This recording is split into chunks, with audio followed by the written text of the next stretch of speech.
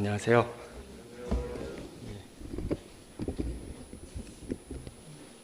저는 여기서 멀지 않은 화정교회에서 주님을 섬기는 오규철 형제라고 합니다. 많은 훌륭한 전도자님들이 계시는데 부족한 저를 초대해 주셔서 참 감사를 드립니다. 2박 3일 동안 5번의 말씀이, 복음 말씀이 있더라고요.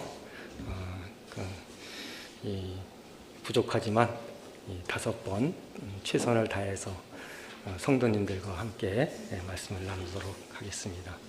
지금 박영국 형제님이 마스크를 벗으라는 사인을 계속 하시는 것 같은데 이렇게 마스크를 하고 하는 것도 괜찮습니다. 저희 화정교회는 늘 이렇게 마스크를 하고 말씀을 교제하기 때문에 그냥 해도 괜찮죠? 예. 잘 안 들리나요? 예.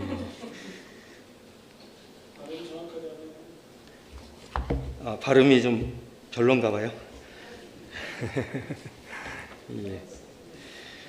데살로니가 전서 1장 4절과 5절 말씀을 읽어드리겠습니다. 데살로니가 전서 1장입니다.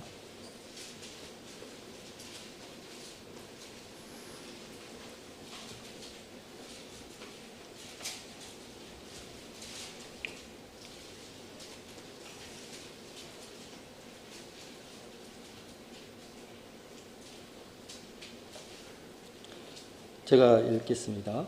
하나님의 사랑하심을 받은 형제들아, 너희를 택하심을 아노라. 이는 우리 복음이 말로만 너희에게 이른 것이 아니라 오직 능력과 성령과 큰 확신으로 된 것이니 우리가 너희 가운데서 너희를 위하여 어떠한 사람이 된 것은 너희 아는 바와 같으니라.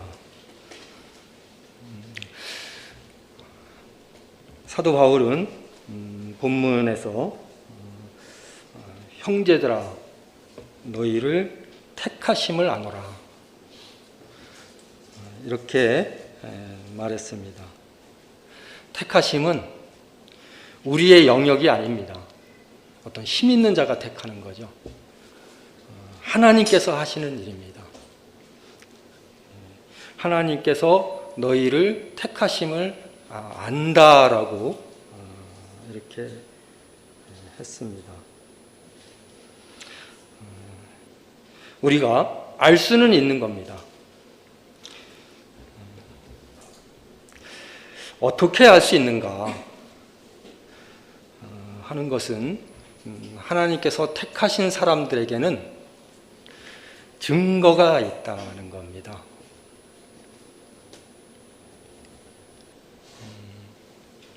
그 증거를 통해서 하나님께서 이 사람을 택하셨구나 하는 것을 알 수 있습니다.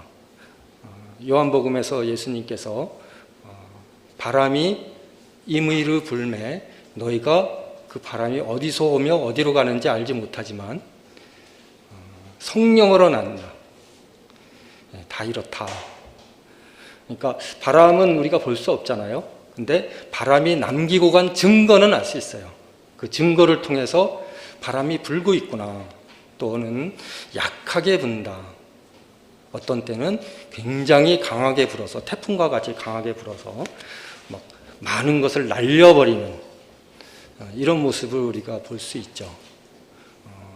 그 바람이 남기고 간 증거를 통해서 우리가 바람을 알 수 있듯이 하나님께서 택하신 사람들은 그에게서 나타나는 증거를 통해서 이 사람은 하나님께서 택하신 사람이구나 하는 것을 알 수 있다는 거죠.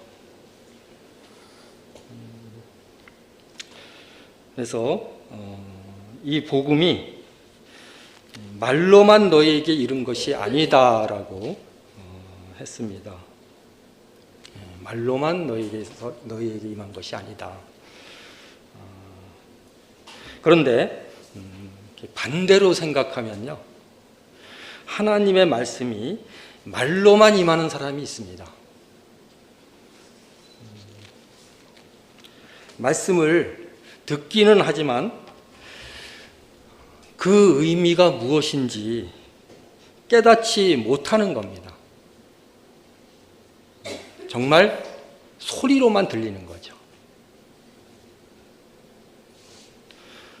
문장이나 단어가 어려운 것은 아니지만 마치 다른 세계를 말하는 것 같아서 자기와는 전혀 상관없는 것처럼 들립니다. 방언을 말하거나 어려운 단어를 쓰는 것은 아닙니다. 우리가 일상적으로 늘 나누는 대화에 그런 용어와 단어들을 사용하지만 그 의미는 자기에게 하나도 와닿지 않는 거예요. 그냥 소리로만 들립니다.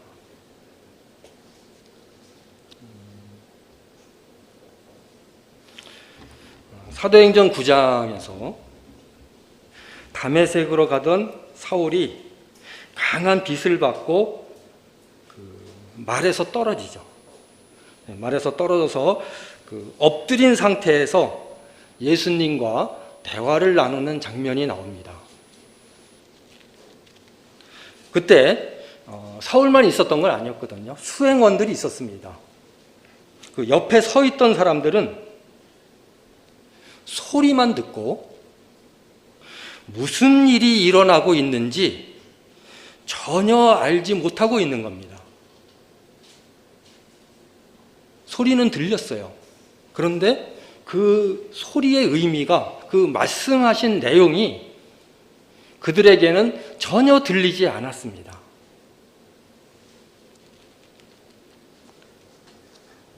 한 사람에게 정말 놀랍고 위대한 변화가 일어나고 있는 순간입니다. 그리스도를 그렇게 반대하고 증오하면서 그분을 따르는 제자들을 모두 체포하여 죽이려고 살기가 가득했던 사람, 사울이죠. 정말 미워하고 증오하고 박멸하려고 생각했던 그 사람이 이제 누구보다 앞장서서 그리스도를 전하는 사람으로 변화되는 바로 그 현장입니다. 정말 위대한 사건이고 교회사에서 가장 중요한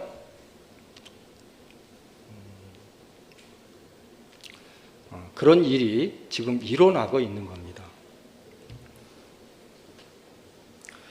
이 중요한 순간에도 정말 사람이 변화가 되고 지옥으로 가던 사람이 천국으로 옮겨지고 사단의 권세 아래 있던 사람이 하나님의 자녀로 변화되는 바로 이 중요한 순간에도 그냥 이게 무슨 일인가? 지금 뭐 하고 있는 거지? 하면서 소리로만 들리는 사람이 있습니다. 전혀 참여를 못하는 거예요. 자기하고는 다른 세상의 이야기입니다. 이런 사람들이 바로 말로만 듣는 사람들이에요. 성경에 그렇게 기록되어 있습니다. 같이 있던 사람들은 소리만 듣고 아무도 보지 못하여 말을 못하고 섰더라. 그냥 멍하니 서 있는 거죠. 이 중요한 순간, 이 위대한 사건이 일어나고 있는 이 현장에서 그냥 멍하니 시간만 보내고 있는 사람들이 있어요.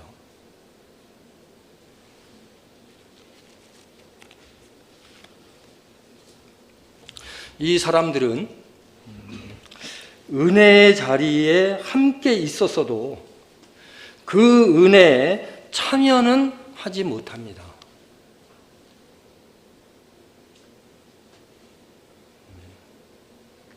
여러분들 중에는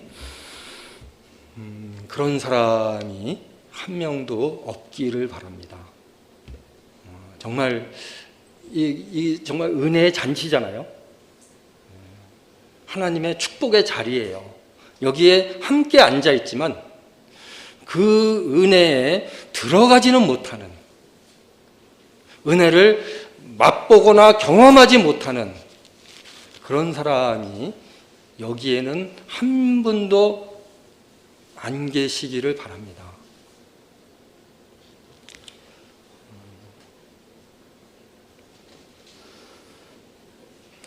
하나님의 말씀을 정상적으로 듣는 것에는 반드시 순종이 따라옵니다.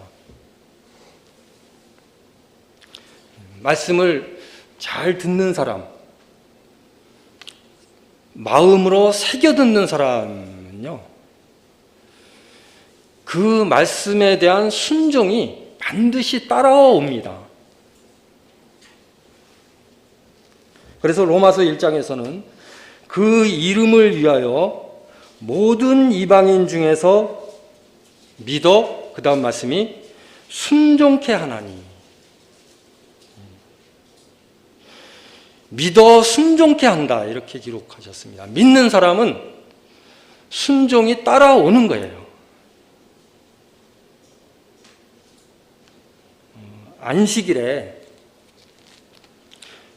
회당 안에 한쪽 손이 마른 사람이 있었습니다. 잘 아시죠?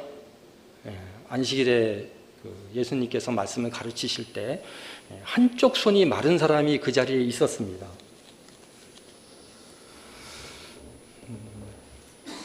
예수님께서 그 사람을 보셨어요. 예수님은 이렇게 많은 사람들 중에 정말 예수님을 필요로 하는 사람, 도움이 이 간절히 요구되는 사람에게 집중하시는 것 같아요. 야고보서에 보면 이 일꾼들이, 교회 성도들이 누가 좋은 가락지를 끼고 왔나, 어떤 사람이 좋은 옷을 입었나, 이런 걸 봤잖아요. 그걸 보고, 그런 모습을 보고 야고보가 책망을 했습니다. 그러면 안 된다. 예수님께서는 그렇게 하지 않으셨습니다. 많은 사람들이 모여 있었겠지만 그 중에서 나의 도움이 필요한 사람이 어떤 사람일까? 다시 말해서 구원받아야 할 사람이 어떤 사람인가 하는 것에 시선이 가는 겁니다. 그런 사람들을 주목하여 보셨어요. 이 자리에도 건강한 사람, 옷 잘 입은 사람, 붓이 나는 사람들이 많이 있었을 겁니다. 그 중에서도 참 소외되고 주목받지 못하고 이렇게 그늘에 있는 사람, 그런 사람을 보셨어요. 그 사람이 바로 한편 손 마른 사람이었습니다. 그 사람을 보시고 이렇게 말씀하셨죠. 내 손을 내밀라. 고쳐주기 위해서였습니다. 그 사람을 돕기 원하는 마음이 있었어요. 그런데 성도님들도 아시는 것처럼 이 사람은 소아마비로 손을 내밀 수 있는 형편이 아니었습니다. 손을 내밀 수 있었으면 왜 지금까지 불편하게 살았겠냐고요. 안 되니까. 다른 사람처럼 손을 자유자재로 마음대로 움직일 수 있는 사람이 아니기 때문에 지금 불편한 겁니다. 그런 사람한테 손을 내밀라니 조롱하는 건가? 나를 비웃이, 너 손 내밀 수 없잖아 하는 것을 공식적으로 들춰내기 위해서 이런 말씀을 하시는 건가? 그런 생각이 들 수도 있잖아요. 그런데 이 사람은요, 자기는 할 수 없는 일이지만, 자기는 손을 내밀 수 없어요. 자기는 할 수 없는 일이지만 이분이 하신 말씀에 따르겠다는 간절함이 있었어요. 그 간절함이 자기도 모르게 이 자신의 손을 내밀었고, 순종이죠. 자기는 할 수 없지만, 불가능한 일인 것처럼 보였지만, 상식적으로 될 수 있는 일이 아니었지만 그분의 말씀에 의지하여 손을 내밀었더니 손이 회복이 됐어요. 손이 나섰습니다. 건강해졌습니다. 새 삶을 얻었어요. 이 순종이 자기는 할 수 없는 일이거든요. 불가능할 것 같아요. 상식적으로도 이건 말이 안 되는 일입니다. 그럼에도 불구하고 예수님께서 하신 말씀에 순종을 했더니 변화가 나타난 겁니다. 믿음에는 순종이 따라온다는 거죠.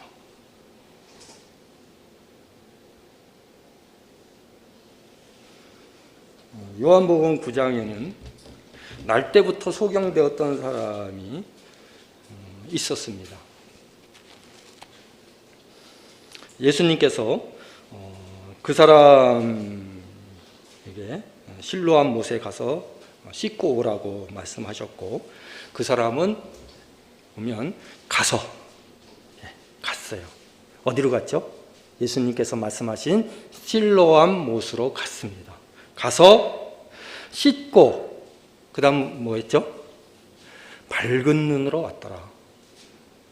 순종이 기적을 일으킨 겁니다.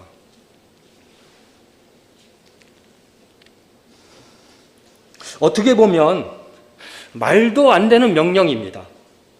침을 뱉어 진흙을 이겨서 눈에 발랐다. 비위생적이죠. 사람 침을 뱉어서 막 진흙을 반죽해가지고 눈에다 바르니까 사실 기분도 좀 나빴을 것 같아요. 또 실로암까지 가서 씻으라 그러니까 이게 지금 앞이 안 보이는 사람인데 뭐 얼마나 더듬거렸겠어요. 실로암이 어디 있는지 자기도 잘 모르니까 또 물어도 봤어야 하는 상황입니다. 가서 씻어라, 이런 말씀을 하셨으니까 갈등이 얼마나 심했을까. 그냥 무시해? 말도 안 되잖아. 이게 상식적으로 이해가 돼? 정말 불편하고 이해도 안 되는데 그래도 주님의 말씀이니 받아들였습니다. 순종했어요. 정말 더듬거리기도 하고 물어보기도 하고 어렵게 실로암 못까지 찾아갔습니다. 그리고 씻었어요. 그 말씀대로 했더니 밝은 눈으로 온 것입니다.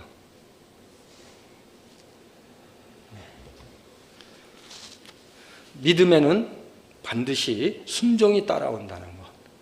순종이 없는 믿음은 참 믿음이 아니라고도 우리가 생각할 수 있습니다.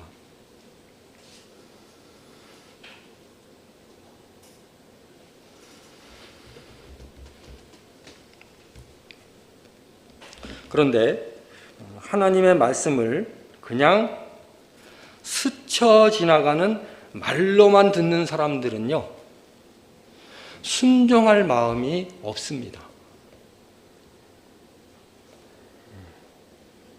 요즘 특히 그런 사람들이 많은 것 같아요. 그냥 말로만 듣고 순종할 마음이 없어요. 그냥 편안한 자세로 좋은 말씀을 듣고 자기 만족에 빠지는 겁니다. 요즘요, 유튜브를, 너튜브라고도 하던데, 유튜브를 클릭만 하면 얼마든지 자기가 좋아하는 말씀들을 원하는 대로 들을 수 있습니다. 자기 취향에 맞는 대로 골라서 좋아하는 대목만 선택해서 듣는 겁니다. 이거 좋은데? 괜찮아. 듣다가 또 좀 마음에 안 드는 말씀 나오면 쭉 클릭해서 넘어가. 이거 괜찮다. 한 번 더 들으면 써먹을 수도 있을 것 같아. 그러면 반복해서도 들을 수 있습니다. 유튜브가 그렇게 친절해요.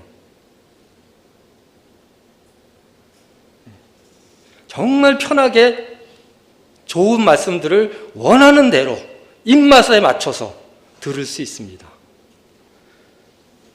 그런데 그런 말씀들은 굳이 우리에게 순종을 요구하지 않아요.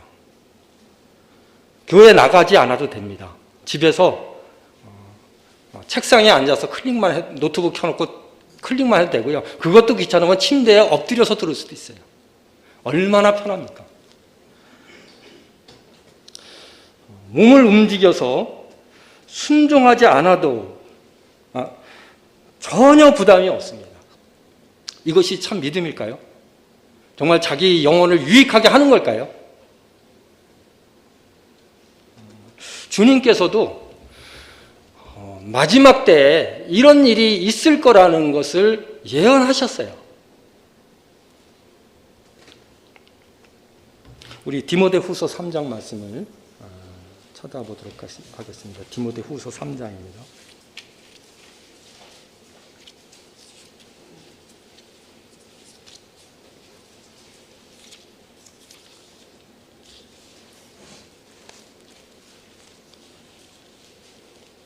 먼저 1절을 읽겠습니다.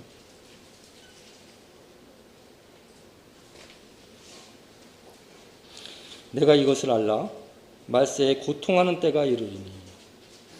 이 말세는요, 고통하는 때예요. 특히 영적으로 상당히 고통이 심한 때입니다. 우리의 육신은 편할 수 있고 비교적 안전하게 살 수 있지만 우리 영혼은 상당히 고통을 받는 시기예요. 7절을 읽겠습니다. 항상 배우나 늘 배워요. 배움의 길이 얼마나 많이 열려 있는지 몰라요. 방송을 통해서, TV를 통해서, 유튜브를 통해서 정말 배움의 길이 홍수예요, 홍수. 그래서 항상 배우나, 배우긴 배우지만 마침내 진리의 지식에 이를 수 없느니라. 그렇게 많이 배우고 그렇게 많은 지식을 쌓아도 결국 진리에는 이르지 못한다는 거예요. 왜냐하면 이 배움에는 순종이 따르지 않기 때문에 그래요. 자기에게 아무 유익이 없는 거예요.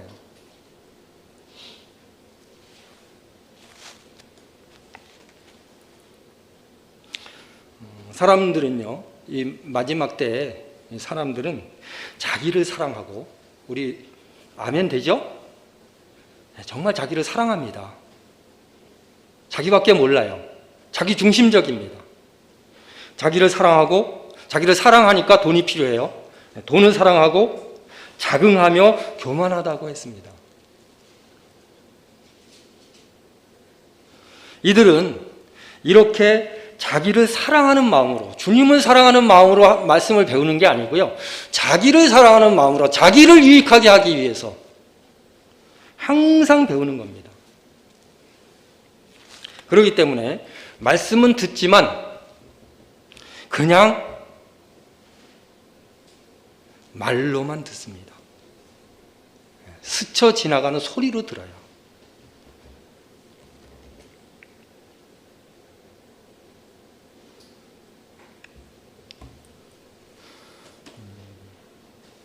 그래서 이들에게는 어떤 순종이나 헌신도 없고 결국 진리에 이를 수 없는 겁니다. 다시 데살로니가전서 1장으로 넘어가면요, 말로만 이룬 것이 아니라 이것이 하나님의 선택하신 증거예요. 하나님께서 선택하신 사람은요, 말로만 듣는 게 아니라 그 말씀을 마음으로 받고 순종하는 증거가 나타난다는 거죠.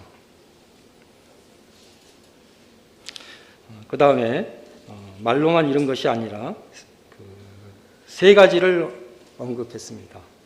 능력과 성령과 큰 확신이, 우리가 너희에게 가서 그리스도를 전할 때 세 가지를 염두에 두고 전했다는 겁니다.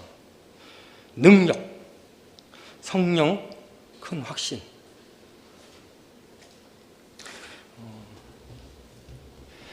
바울이 그들에게 전한 복음에는 능력이 있었습니다. 그는 여러 지역에 다니면서 복음을 전했는데 자신의 설득력으로는, 이 사람의 설득력으로는, 바울은 상당히 똑똑한 사람이고 많이 배운 사람입니다. 그럼에도 불구하고 사람의 설득력으로는 사람을 변화시킬 수 없다는 것을 경험했습니다. 특히 아덴에서 철학자들이 모여있는 곳에서 정말 철학적인 설교를 했는데 거긴 교회가 세워지지 않았어요. 그의 사역 중에 흠이 있는 그런 경험이었습니다. 설교 잘했습니다. 멋있게 했어요.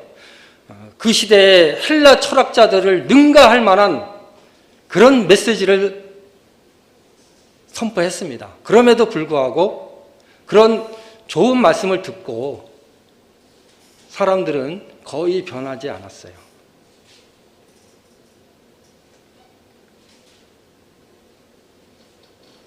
그 이후에 사도 바울은 결심했던 것 같습니다. 내가 다시는 사람의 설득력으로 복음을 전하지 않겠다.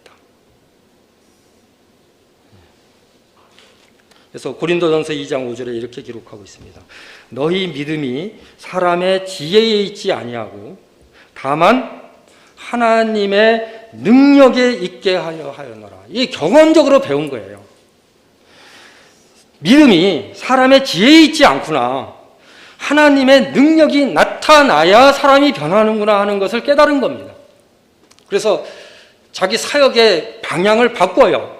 이제 더 이상 나의 지식을 전하지 않겠다.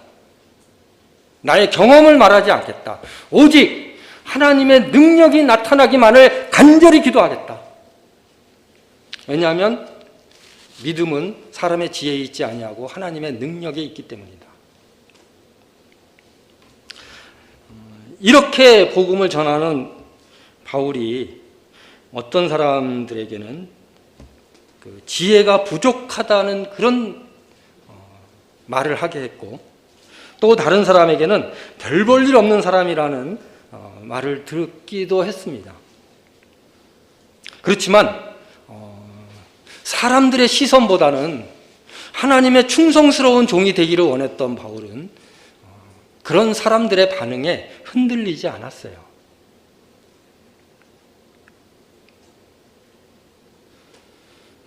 그가 간절히 바란 것은 사람의 지혜가 아니라 하나님의 능력이 나타남을 바랬기 때문에 그렇습니다.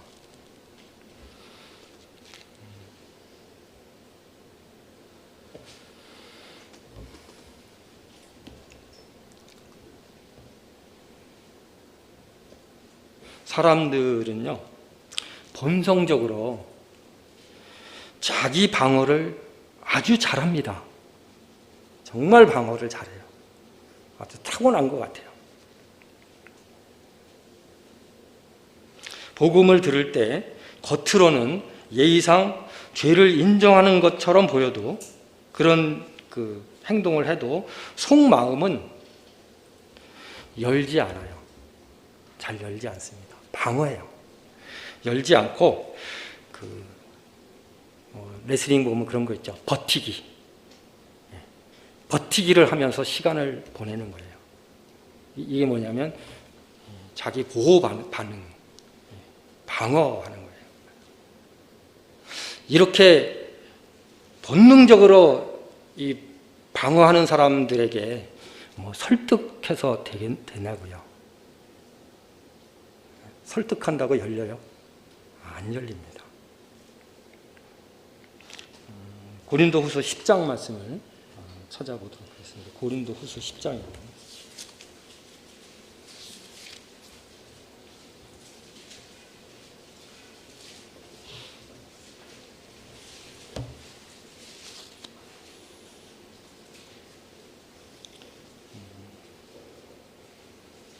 (4절) (5절을) 제가 읽겠습니다.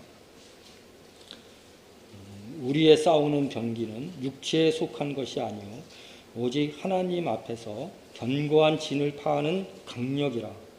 모든 이론을 파하며 하나님을 아는 것을 대적하여 높아진 것을 다 파하고 모든 생각을 사로잡아 그리스도에게 복종케 하니. 죄인들은요, 하나님 앞에 견고한 진을 가지고 있습니다. 이 견고한 진은 전도자가 아무리 잘 설명해도 무너지지 않는 겁니다. 그래서 여기 사도 바울은 이렇게 말하고 있죠. 견고한 진, 마치 여리고 성과 같은 난공불락, 아주 단단하게 세워진 그 견고한 진을 파는 게 있어요. 없는 게 아닙니다. 그 견고한 진을 파하는 강력이라고 그랬어요. 강한 힘입니다. 이것이 하나님의 능력이에요. 바울은 영혼들에게 복음을 전할 때 이 하나님의 능력, 견고한 진을 파하는 강력이 지금 나타나야 한다고 하나님 앞에 간구하면서 영혼들에게 복음을 전했습니다. 다시 성경 말씀 한 군데 더 찾아보겠습니다. 예레미야 23장입니다.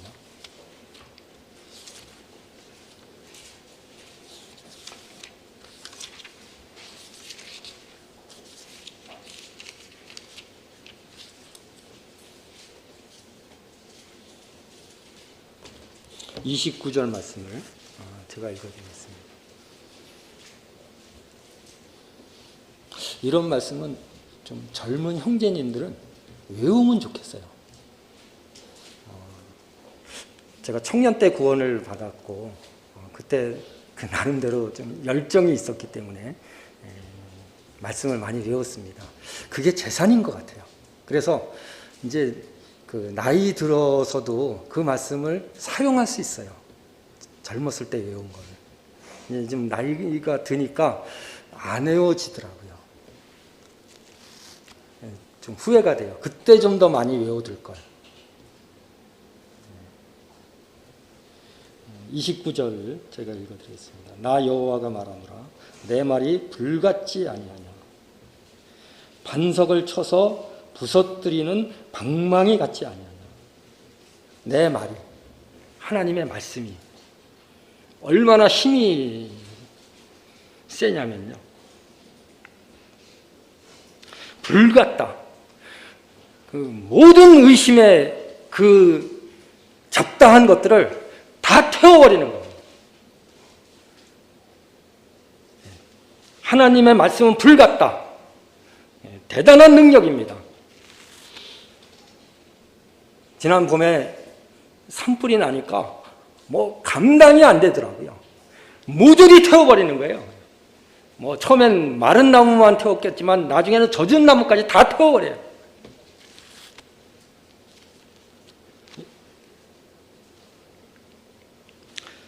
내 말이 불같지 아니하냐. 반석을 쳐서 부스러뜨리는 방망이 같지 아니하냐. 아무리 견고한 진이라 할지라도 그것을 다 쳐서 부숴버리는 방망이입니다. 이스라엘 백성이 가나안 정복을 할 때 처음 만난 성이 여리고성이었잖아요. 기가 질렸을 것 같아요. 너무 높아요. 너무 견고해요. 이거 어떻게 무너뜨리느냐. 사람의 힘으로는 안 되는 거예요. 근데 하나님께서 빙글빙글 돌아라. 하루에 한 바퀴만 돌아라. 이 마지막에는 일곱 바퀴 돌아라. 그리고 나팔을 불어라. 그냥 거짓말같이 와르르 무너지잖아요. 이게 영혼들의 마음이에요. 그렇게 철옹벽 같은 단단한 성이 하나님의 말씀대로 했더니 그냥 거짓말처럼 와르르 무너지는 거예요. 그래서 막 눈물 흘리고 콧물 흘리면서 내가 이걸 왜 진작 몰랐나요? 이렇게 쉬운 거를 거저 주시는 선물인데 나는 왜 지금까지 고집을 부리고 버티고 있었을까요? 무너지는 겁니다.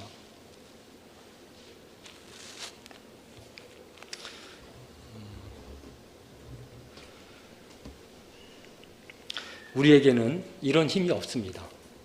이스라엘 백성이 뭘 한들 여리고성이 무너졌겠어요? 사다리를 만드나요? 이 돌을 깨서 부수는 진과 망치를 만들었을까요? 그래가지고 어느 세월에 사람의 힘으로는 안 되는 겁니다.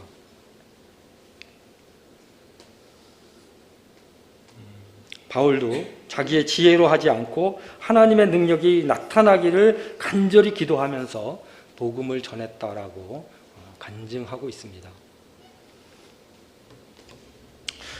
말씀의 빛이 사람에게 임했을 때요, 자신이 정말 더러운 죄인이라는 것을 깨닫게 됩니다. 정말 구제불능의 죄인이라는 것을 알게 되고요. 그 죄의 대가는 죽음이라는 사실도 받아들이게 됩니다. 아, 죄의 싹은 죽음이구나. 그것으로 끝나면 다행인데 정말 그것으로 끝나면 얼마나 좋겠습니까?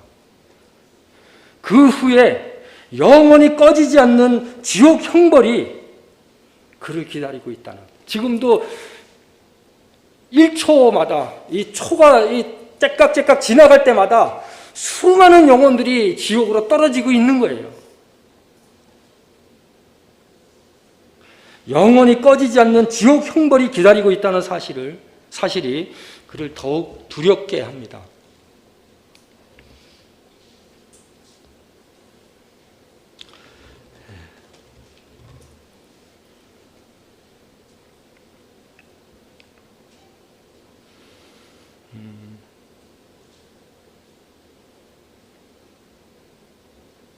이번 수양회 때도 2박 3일 짧은 기간이지만 이런 하나님의 능력이 나타나서 지금까지 자기 변호로 일관했던 사람들, 자기 변명으로 둘둘 싸고 있던 사람들이 말씀 앞에서 다 무너져서 정말 빈손 들고 주님 앞에 나아갑니다.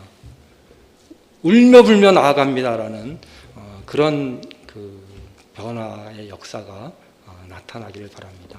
이것이 하나님의 능력입니다.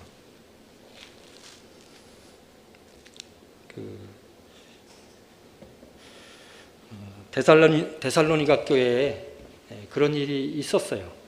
그래서 저희가 우리에게 스스로 고하기를, 우리가 어떻게 너희 가운데 들어간 것과, 그 다음 보세요, 너희가 어떻게 우상을 버리고, 그때 당시의 우상은 일상생활이었습니다. 너희가 어떻게 우상을 버리고 하나님께로 돌아와서 사시고 참되신 하나님을 섬기며, 이런 변화의 역사가 있었던 겁니다. 사도 바울은 그것을 보면서, 사랑하는 형제들아, 하나님께서 너희를 택하심을 아노라. 너희의 변화를 보니까 분명히 하나님께서 창세전부터 너희를 택하셨기 때문에 이런 놀라운 역사가 일어나고 있다는 사실을 당당하고 자신 있게 말하고 있는 겁니다.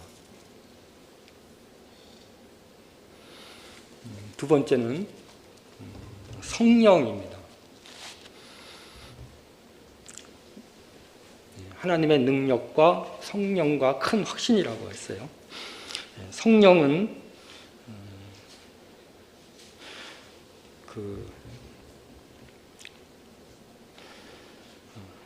하나님의 능력이 사람들의 견고한 진을 파하는 역할을 했다면, 성령님은 그 안에서 다 파괴되고 부서져 버린 그 폐허가 된 그 인간의 마음에서, 그 마음 안에서 새로운 생명을 탄생시키는 역할을 합니다. 새롭게 하는 역사를 성령님께서 하세요. 사람이 다시 태어나는 것은 반드시 성령님의 역사가 있어야 합니다.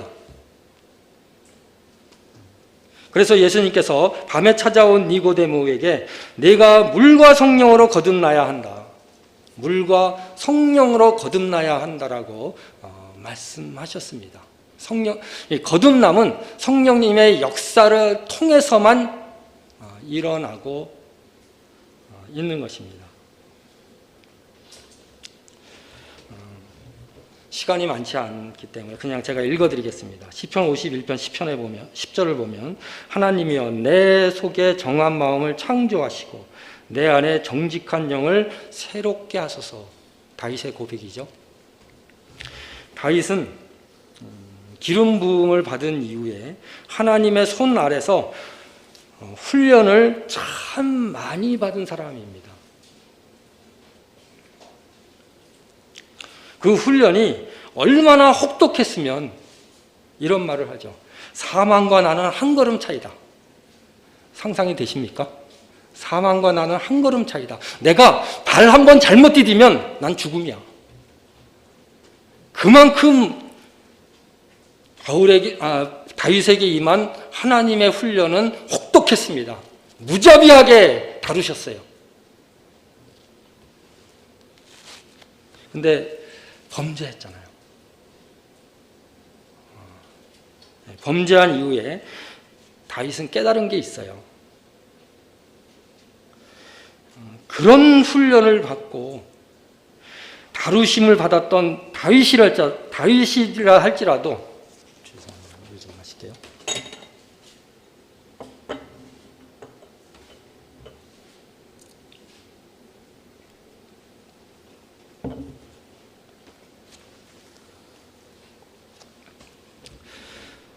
그런 다루심을 받았던 다윗일지라도 인간의 본성은 바뀌지 않는다는 겁니다.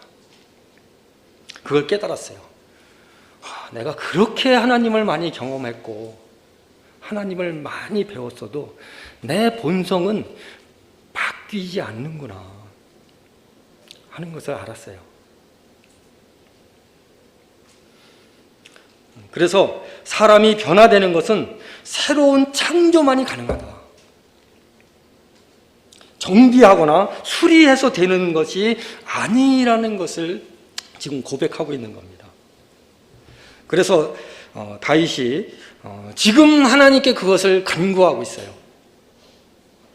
하나님이여, 내 속에 정한 마음을 창조하시고 내 안에 정직한 영을 새롭게 하소서. 새 창조가 있어야만 사람은 변한다는 거예요. 그것이 성령님의 역사입니다.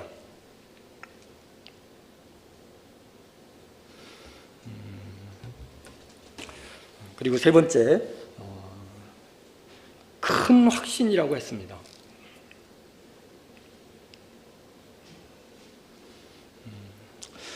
우리가 살아가면서 확신을 가지고 사는 것은 매우 중요합니다.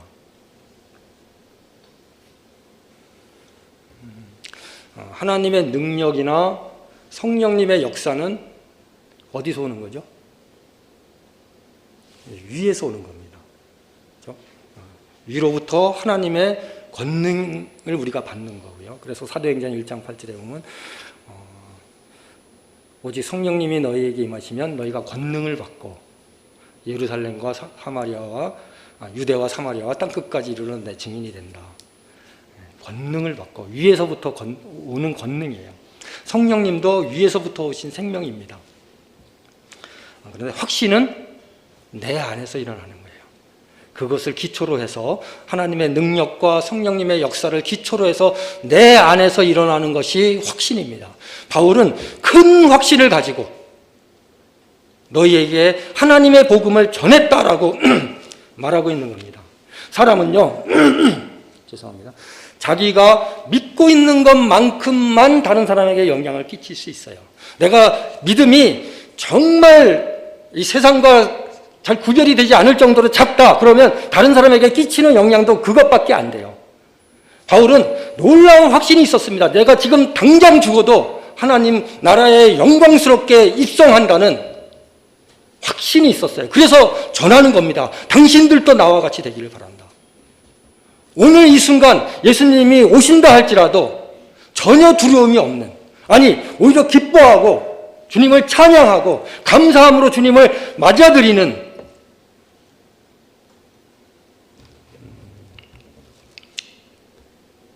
그런 확신을 우리는 가지고 있죠.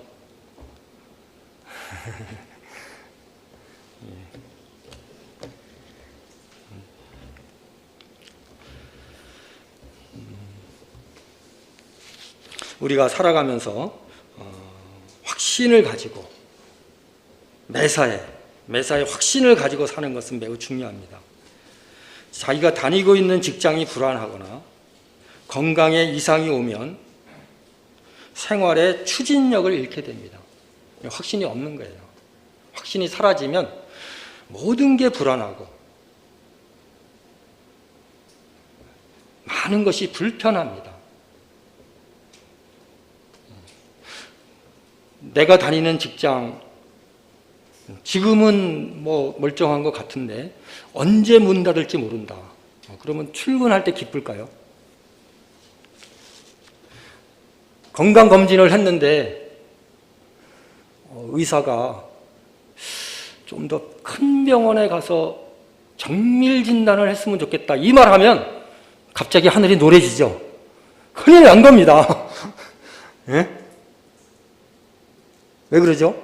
건강에 대한 확신을 잃어버린 겁니다. 입맛이 뚝 떨어지고요. 일할 의욕이 생기지 않아요. 만약 심각한 암이면 어떡하지? 지금 내가 죽으면 안 되는데, 자식이 아직 어린데, 아파트 산지 얼마 안 돼서 지금 갚아야 될 빚이 얼마인데, 금리가 계속 오른다고 하는데 내 부인이 감당하기에는 너무 버거운 일인데, 내 건강에 대한 확신이 없으면요, 다 무너져요.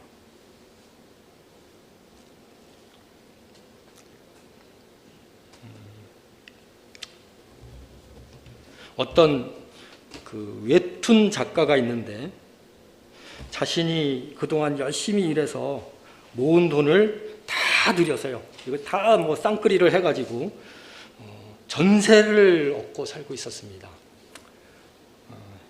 이제 당분간은 괜찮겠지.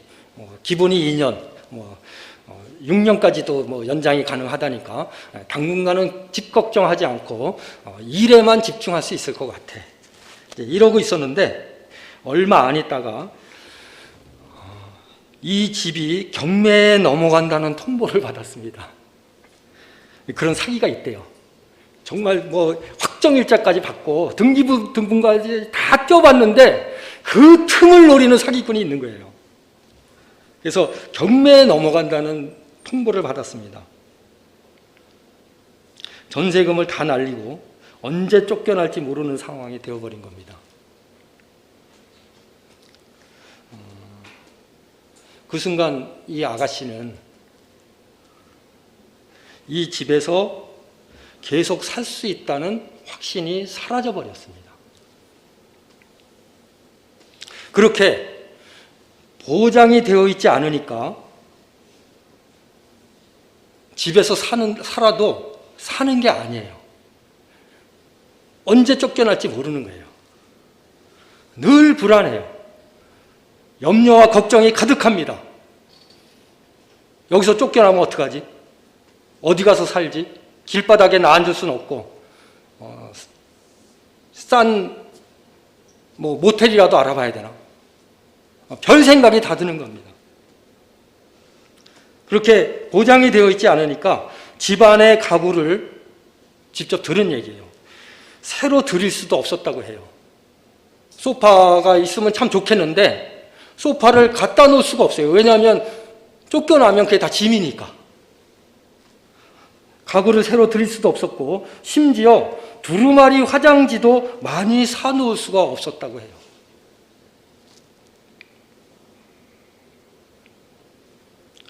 집에 대한 확신이 없으면 그 집을 위해서 아무것도 하지 못합니다. 늘 이런 생각이 드는 거죠. 언제 쫓겨날지 모르는데. 이런 생각이 떠나지 않았기 때문에 항상 불안하고 괴로웠습니다. 잠을 못 잤겠죠. 아까 강사 형제님, 말씀 강사 형제님도 말씀하신 것처럼 잠을 잘 수가 없어요. 언제 집달리가 들어와서 막 빨간 딱지 막 붙이고 며칠까지 짐 안 빼내니까 다 버립니다. 막 이렇게 그냥 윽박 지르면 정말 정신이 하나도 없는 거죠. 잠이 오겠어요? 가구를 사다 놓을 수 있겠어요? 두루마리 화장지조차도 많이 갖다 놓을 수 없는 거예요. 결국 고민하다가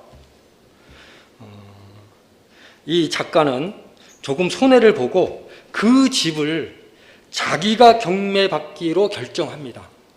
그래서 돈을 좀 더 주고 아예 사버렸어요. 전세로 들어갔다가 경매 붙이니까 자기가 사버렸어요. 이제 내 집이 된 거죠. 자기 집이 된 겁니다. 확신이 생겼어요. 이제 나는 쫓겨나지 않겠구나 하는 이런 확신이 드니까 페인트도 다시 칠하고 소파도 사다 놓고 두루마리 화장지도 이제 뭐 많이 자기가 쓸 만큼 쓰고도 남을 만큼 사다가 재워놓는 거예요. 내 거니까, 내 집이니까, 안 쫓겨나니까. 이런 확신이 그 사람의 삶의 질을 결정하는 겁니다. 천국도 비슷해요.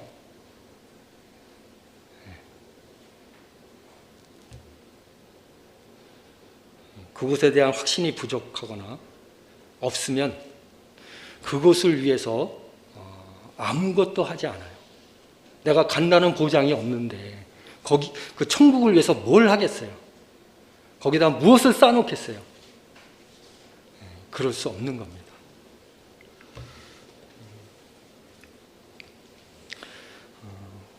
정말 나는 오늘 죽어도 이 순간 예수님께서 오신다 할지라도 나는 천국에 대한 확신이 있다.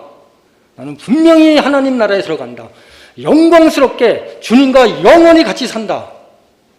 이런 확신이 있는 사람들은 천국을 위해서 뭘 해요?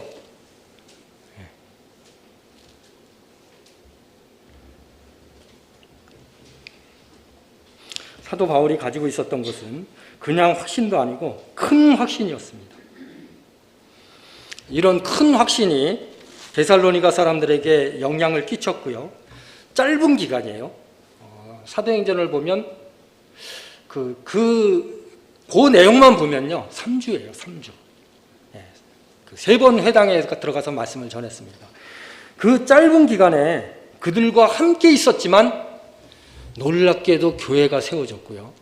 그 교회 안에 성도들의 믿음이 참 대단해서 온 마게도냐 사람들에게 귀감이 되는 이런 놀라운 역사가 일어났습니다. 이것은 그들도 물론 훌륭했겠지만 그들에게 복음을 전했던 사도 바울이 큰 확신을 가지고 전했기 때문에 이런 역사가 일어난 것으로 믿게 됩니다. 그래서 이번 수양회 기간에 상담을 해주실 분도 있을 거고 복음을 들을 분들도 있을 겁니다. 세 가지를 염두에 두시기 바랍니다. 능력과 성령과 큰 확신이 변화를 만들어낸다. 그것을 염두에 두시기 바라면서 말씀을 마치겠습니다.